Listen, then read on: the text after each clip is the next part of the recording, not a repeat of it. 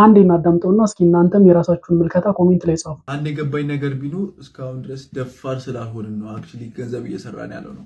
ለምን መሰላችሁ? ሰው በጣም ደፋር ሆኗል። ሰውን ገንዘብ ሲጠይቅ እንዲህ ኤአይ አስተምራለሁ ማለት ምንም እኮ ማድረግ አይደለም። ባይዘዌ ኮርሱን ብታዩት እኔ የሄደ ሰው ስላጋጠመኝ ነው ስለጠየቅኩ እና ጀስት ጄሚናይን ማውራት እንዴት መጻፍ እንደምችል እሱም ደግሞ በአማርኛ ኢዝ ኖ ፕሮምፕት ኢንጂነሪንግ እንግሊዝኛ እንኳን አይደለም እንደሱ አስተምራለሁ ብሎ 3000 4000 ሲቀበል ብሮ that's crazy። እዚህ ሶሻል ሚዲያ ላይ ያላችሁ ሰዎች ከማን ነው የምትጠቀሙት? እኔ እንዲህ ኮርስ በላችሁ የምትሸጡት ነገር ምን ወርዝ እኮ አያደርገውም ማለት ዝም ብላችሁ ሰውን አትብሉ ፕሊዝ። በቃ እነሱ አይነት ሰዎች አሁን ገንዘብ ሜክ እያደረጉ ነው፣ በስነ ስርዓት እየኖሩ ነው። አለቀ በቃ። ላይክ ሃቭ ሪል ኮንፊደንስ ይኖራችሁ።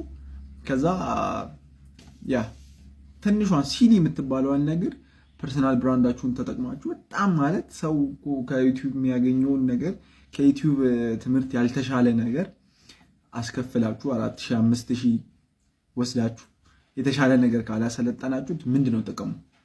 በየሳምንቱ በየወሩ ሬጂስትሬሽን ከፍተናል፣ ይሄ ተጀምሯል፣ ቻሌንጅ ቡትካምፕ እያላችሁ ኮርስ እኮ አሪፍ ነገር ነው፣ ግን ወርዝ የሚያደርገው ከሆነ ያ ሰውዬ ከዩቲዩብ ከተለያዩ ሶሻል ሚዲያዎች ወይ ደግሞ በነፃ ከሚያገኛቸው ነገሮች በተሻለ ደረጃ ያንን ነገር የሚማር ከሆነ ኮርስ ወርዝ ያደርገዋል። ያለበለዚያ ግን ምንድን ነው ኤአይን እንዴት በአማርኛ ማዋራት እንደምችል እንደዚህ እንትን ብለህ 3000 4000 5000 መቀበል ወርዝ አያደርገውም።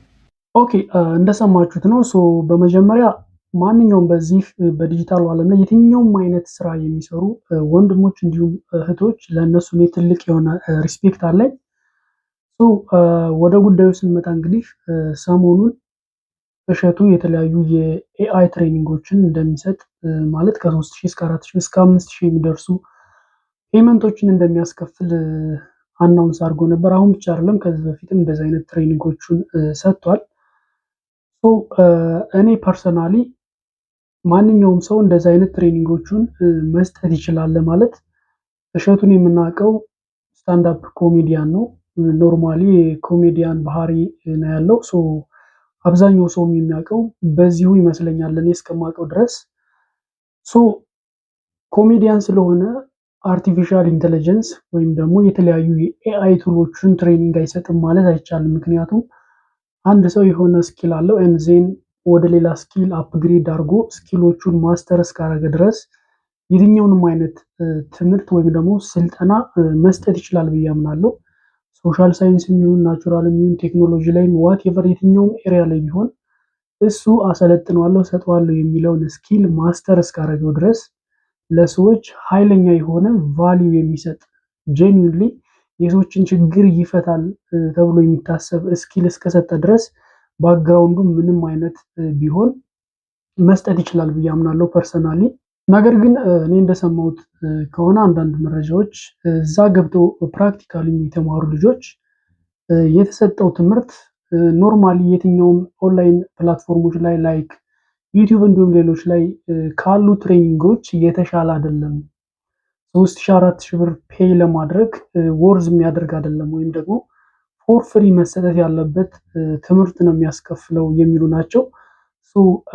የምርም ይሄን ያህል በጣም የሚያስጠላ ወይም ደግሞ ላስከፈለበት ያክል ቫልዩ የማይሰጥ ከሆነ ይሄ ብዙም ሰፖርት አላደረገው። ምክንያቱም ዩቲዩብ ላይ እና ሌሎች ኢቭን ራሱ ኤአይ ቱሎች ላይ ራሱ አይዴንቲፋይ መደረግ የሚችል ፕሮብለም ነው። ሰው አቴንሽን ስላለው ብቻ እሱ ያንን አቴንሽን ያገኘው የተለያዩ ኮሜዲዎችን፣ ስቶሪ ቴሊንጎችን እና ወደ ተለያየ ቦታ ሙቭ በማድረግ በእንደዚህ አይነት መልኩ የሰበሰባቸውን ፎሎወሮች ፎሎወር ስላለው ብቻ ትንሽ የገነባው ብራንድ ስላለው አቴንሽን ስላለው ብቻ ሰዎችን ኮንቪንስ በማድረግ አሁን ላይ ኤአይ ነው ገንዘብ የሚሰራው፣ ይህን ትሬኒንግ ከወሰዳችሁ እንደዚህ ገንዘብ ትሰራላችሁ እያሉ የሰዎቹን አቴንሽን በመሳብ በዚህ መልኩ ከሰዎች ገንዘብ መሰብሰብ ፐርሰናሊ አሪፍ ነው ብዬ አላምንም። በት ጄኒውንሊ የሚሰጠው ትሬኒንግ በጣም ኢንትረስቲንግ የሆነ በጣም አሜዚንግ የሆነ በጣም ፕሮ በሚባል ደረጃ የተዘጋጀ ከሆነ ዩቲዩብ ላይ የተበታተኑ ቪዲዮዎችን ነው ብዙ ጊዜ የምናገኘው። ዋናው ችግር እሱ ነው እንጂ ኦንላይን ፕላትፎርሞች ላይ የሌለ ትምህርት የለም። ሲጀመር እንደዚህ አይነት ትምህርቶችን የሚሰጥ ማንኛውም ሰው ከነዚህ ኤሪያዎች ነው እውቀቱን ያገኘው፣ ፕላስ ከኤክስፔሪየንስ ከብዙ ዳይሬክሽን።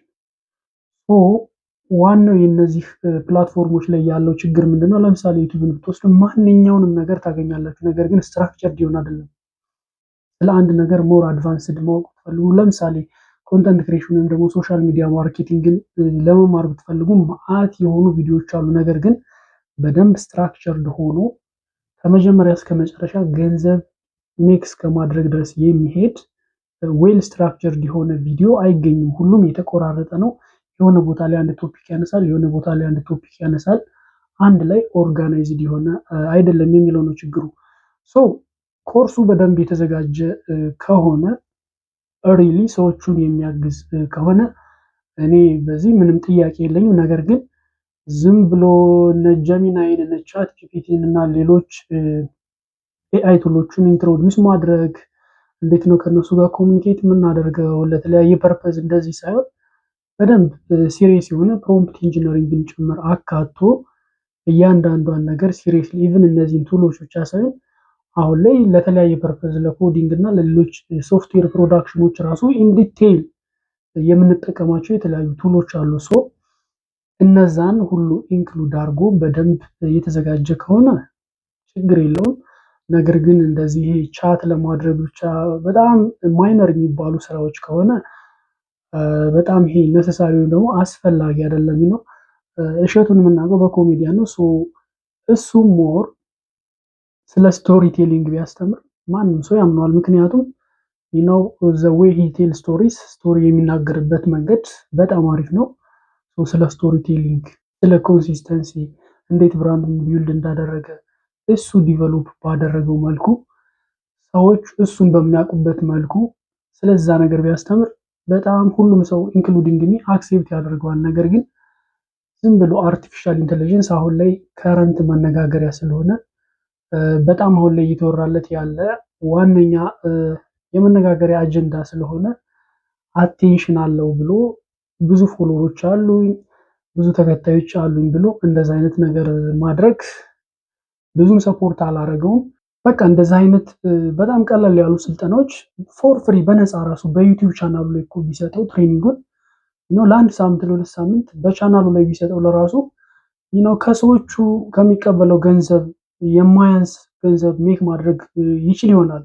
እንደዚህ አይነት በጣም ማይነር የሆኑ ነገሮች ፔይድ ባይሆኑ በጣም በፕሮ ሌቭል የተዘጋጀ ሞር አድቫንስድ የሆነ ኤቭሪ ፓኬጅ ኢንክሉድ ካረገ ደግሞ ሰው ለለፋበት ነገር የሆነ ነገር ቢያስከፍል ምንም ችግር የለው። ምክንያቱም ያ የሚከፍለውም ሰው ከከፈለው በላይ ሜክ ማድረግ ስለሚችል ማለት ነው።